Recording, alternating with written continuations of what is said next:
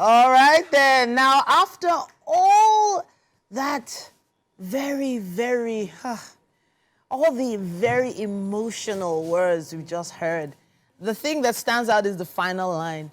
The decision. I've made the decision to love you. Love is a decision. It's a choice. And hopefully you choose to love on someone today. Okay, then we're heading into our nutrition segment. And the loves of our lives definitely are our children. Now, no matter what, we have to show love in different ways. And showing love could be putting that extra effort into picking what needs to be in your child's lunchbox, especially on a day like today. Now, these days, everywhere you go, you have children exposed to all sorts of sugary, unhealthy, salty, oily foods, oily snacks, and it does seem to be what they demand for these days. But at this point, I'd like to welcome Eziaha Bolaji Olojo to talk to us about what we need to put into our kids' lunchboxes. Welcome back to the show. Thank you, Titi. And happy Valentine's Day. Happy Valentine. You're wearing red for me. I can see your touch of red, your nails. Thank you, yes. Thank you for coming to talk to us today. Now, from a nutrition point of view, there's all sorts of numbers and calculations and calorie counting and all that stuff that we don't want to hear every single time. But when it comes to our kids, we sort of just let it go. You know, we just sort of give them anything they request for. It's just easier as a parent. Just, which one do you want? Yeah, take that one. Go, be going to school. That's how it feels. But let's have a little breakdown of what you believe should be in our kids' lunchbox. You know, if I heard Isime, the spoken word artist, before now, I'd have named it Plates of Affection. Because she said it when she was speaking. Plates of Affection. I feel like that's what our kids' lunchboxes should be. Lunchboxes of affection. I mean, like you said, they're the loves of our lives. Yeah. Titi, do you know that? So many people don't know that in Nigeria, the Federal Ministry of Health, so there's a body called the National Policy for Food and Nutrition of Nigeria. They have a healthy plate model. Wow. Yes. Okay. And it covers SACs. SACs are school-age children, preschool-age children, right up until the elderly. Wow. But many people don't know. Now let me break down what is there. On the very first level, we have fruits and vegetables. Fruits and veg? And in fact, the first two levels, you should have them in every single plate. Every single meal should have it. So fruits and vegetables, and then carbohydrates, the good one, whole grains and all.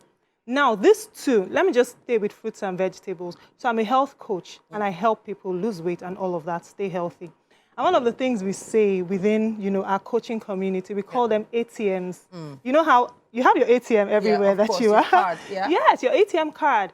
Fruits and vegetables should be the ATMs of our homes. Wow. Literally, you know how you were saying we just give our children, just take anything. Especially when they start talking and you're Don't like, stress you know what? me. Please, please.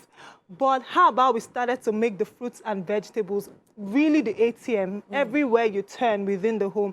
Because the reason why our children are requesting for those things is because we have them. We actually buy them. But when you think of plates of affection, kitchens of affection, fridges of affection, pantries of affection, think ATMs. Let's make fruits and veggies. And the beautiful thing is that fruits and veggies are always in season. There's always something. We don't have two. We don't have three. We have literally uncountable. Because of where we live, because we're in Nigeria, thankfully we have a lot of organic fruit and vegetable available in the markets. But it does feel like a pricier option in some cases. So for instance, some children are very picky when it comes to fruit and vegetables. Some don't even want to see vegetables. Some just don't like the idea that they have to take it. And they've been introduced to addictive, sweetened snacks that are everywhere around them. So what can we do to make those adjustments? We know we've made an error already.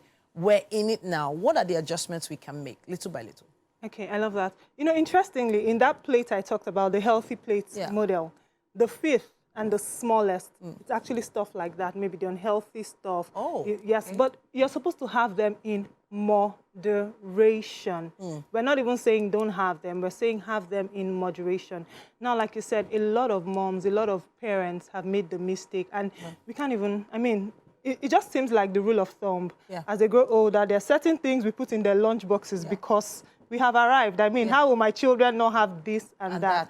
So since we have started it, the best way to reverse it is to start gradually.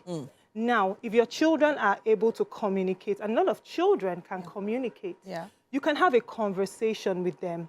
Show them the figures, show them pictures, show them the harm. UNICEF, World Health Organization. Actually expose them to it. Yes, expose them to it, because once they know better, our children are smart. They will do better. Show them, tell them that this, you can even tell them, mommy has done wrong. Daddy has done wrong. Now we're ready to right the wrongs.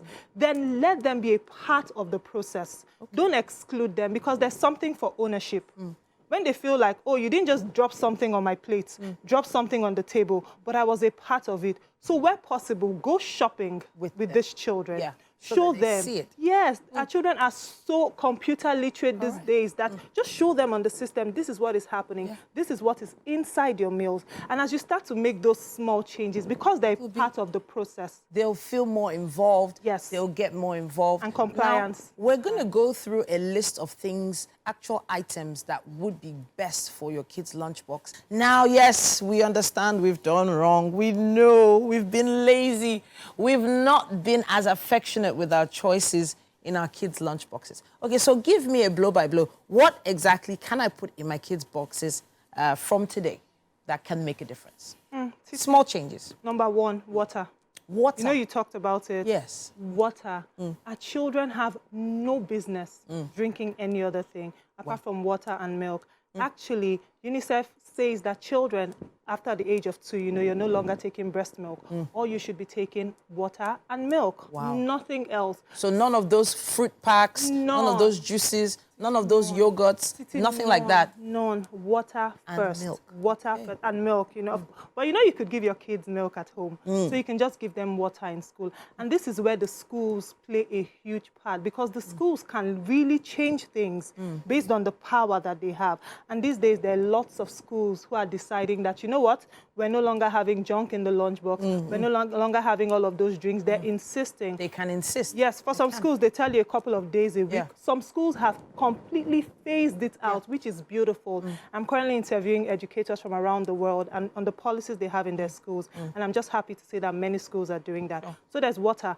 Number 2, there's a carbohydrate. You have to have for energy. Children are constantly burning energy. So you need to have a healthy carbohydrate. And of course, a simple Google search will show us what healthy is. Proteins. Proteins, very important. So you're thinking fish, egg, milk. That's actually really important. If you want to go a step further, you can even include nuts. We don't even think about that.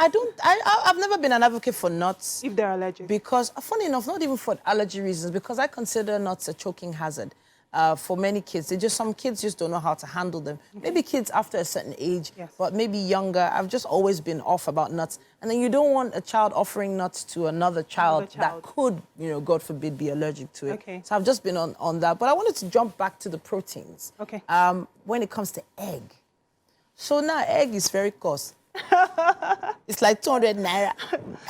Are you saying we should give our kids an egg a day, or how are you saying we should manage this? I would say do what your budget can handle for some of us. Because let's think about it, Titi. There are many people who are still shopping for things that the dollar price has completely skyrocketed. Even more than eggs. So if you can afford to do an egg a day, oh, that's brilliant. That's amazing. And if not, 3 times a week is also fine. Because when we cut down on those other things that are packaged and now extremely pricey, we'll be able to make more room for the healthier stuff. So in terms of fruits, I used to do apples a while ago. But apple, I don't know. I think dollar has affected it. So now I don't know. So apples, no. Maybe oranges? What? But, okay, so apples, wrapping it, definitely yeah? apples. Then oranges, but you want to be careful of what would stain there. You know, you don't want it to be Yeah, so sure, messy. So sure, apples sure. are great, bananas are great, grapes are great if you can afford it. Hey, you don't come. You know what? Let's wrap up this conversation. Some people are trying to change the channel as you mentioned grapes. All right then, but it's really great to have you. Thank yeah. you, Titi. Thank you so much. But really, let's make some moves to make some adjustments in our kids' lunch boxes. Let's do away with all those packet drinks. There's not much inside anywhere, and it's costing us money. Leave it. Get them a flask of nice, cool water, or maybe a small packet of milk. All right then, we're wrapping it up on this conversation. Give us your thoughts. Use the hashtag WakeUpNigeria on TVC, and we will get back to you. All right then.